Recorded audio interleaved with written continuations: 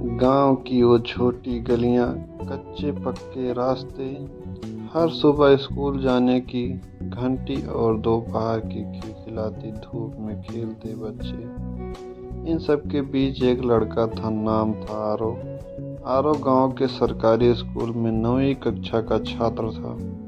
उसके पिता खेती करते थे और माँ घर संभालती थी।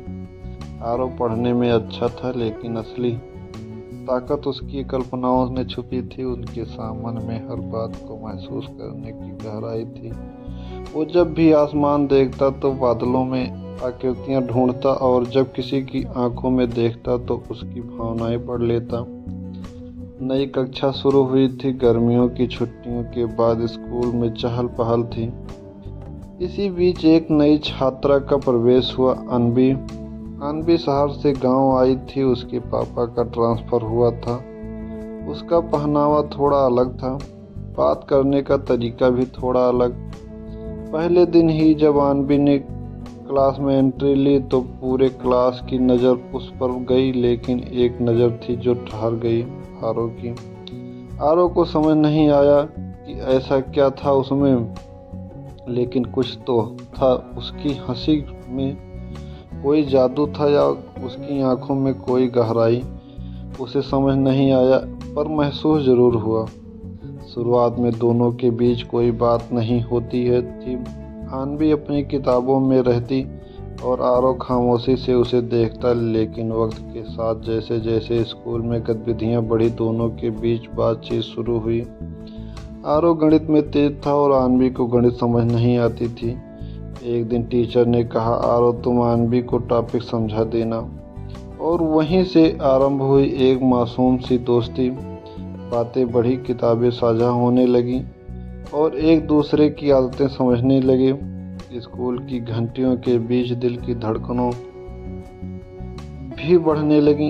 एक दिन अनबी ने पूछा, तुम इतना चुप क्यों रहते हो?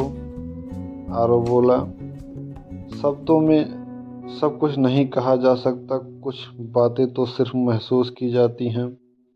अनबी मुस्कुराई, तो क्या तुम मुझे महसूस करते हो?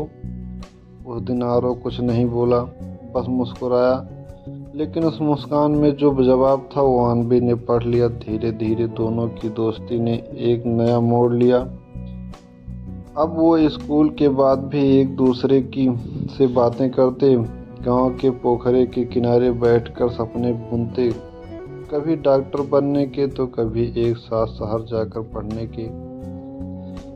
लेकिन जिंदगी ने सब कुछ परियों की कहानी जैसी नहीं होती। एक दिन स्कूल में अचानक अनबी की मम्मी आई और प्रिंसिपल से बात की। अगली सुबह पता चला कि अनबी का पूरा परिवार शहर वापस जा रहा है। उसकी दादी की तबीयत बहुत खराब थी और ट्रांसफर भी फिर से शहर में हो गया था। आरव ने सुना लेकिन विश्वास नहीं कर पाया। छुट्टी से पहले अनबी आई और आखिरी बार आरव से मिली। उसने बस इतना कहा, मुझे नहीं पता हम फिर मिलेंगे या नहीं, लेकिन तुम्हारे साथ बिताया हर पल हमेशा मेरे साथ रहेगा। उसने एक पेज पर खत दिया, एक आखिरी याद। अनबी के जाने के बाद आरव बहुत बदल गया। वो पहले की तरह हंसता नहीं था, दोस्तों से ज़्यादा बात नहीं करता। उसके पास अब अनबी की किताब थी, वो खत था और यादें थी। वो खत उसने न जाने कितनी बार पढ़ा, हर अक्षर जैसे उसकी आत्मा को छूता था। उसमें लिखा था, आरव तुम पहले इंसान हो जिसने मुझे उस रूप में देखा है जैसे मैं थी, बिना किसी मखौटे के। तुम्हारे साथ बिताया वक्त मेरे लिए खास था। अगर किस्मत में हुआ तो हम जरूर मिलेंगे, नहीं तो ये कहानी अधूरी रहकर भी पूरी होगी हमारी यादों में। वर्षों बाद समय बीतता गया। आरव ने पढ़ाई की मेहनत की और शहर आ गया। अब वो एक कॉलेज में टॉपर था, लेकिन उसके जीवन में एक परत अब भी खाली थी, वो परत जो कभी अनबी के नाम थी। एक दिन एक लाइब्रेरी में बैठा था, तभी सामने से एक जानी पहचानी हंसी सुनाई दी। उसने पलटकर देखा, वो आनवी थी। कुछ बदल गई थी लेकिन आंखें वही थी। दोनों की नजरें मिली। कुछ पलों की खामोशी के बाद आनवी बोली, मुझे पता था हम मिलेंगे। दोनों ने काफी लंबी बातें की। अब वो बड़े हो चुके थे। जीवन में उन्हें बहुत कुछ सिखाया था, लेकिन कहानी वहीं खत्म नहीं होती। आनवी की शादी तय हो चुकी थी। आरव ने सिर्फ इतना कहा, तुम्हारे साथ बिताया वक्त मेरी जिंदगी का सबसे खूबसूरत हिस्सा है।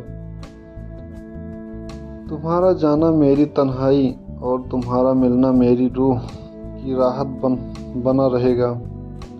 दोनों मुस्कुराए, एक दूसरे को अलविदा कहा। कोई वादा नहीं, कोई शिकवा नहीं, बस एक अनकही दास्तान जो अधूरी रहकर भी पूरी थी। कभी कभी जिंदगी हमें अधूरी कहानियों का किरदार बना देती है, लेकिन वो अधूरी कहानियां ही हमें पूरा बनाती हैं। आरव और आनवी की तरह हर किसी की जिंदगी में एक ऐसा मोड़ आता है जहां पहला प्यार से भी याद बन जाता है, पर वो याद ही इंसान को इंसान बनाती है। अगर ये कहानी आपके दिल को छू गई हो तो इसे लाइक करें, अपने दोस्तों के साथ शेयर करें और चैनल शिक्षा एवं कहानियाँ को सब्सक्राइब जरूर करें। ऐसी ही कहानियाँ के लिए जुड़े रहिए हमारे चैनल के साथ, क्योंकि हर दिल में एक कहानी होती है, बस उसे सुनने का वाला चाहिए। धन्यवाद।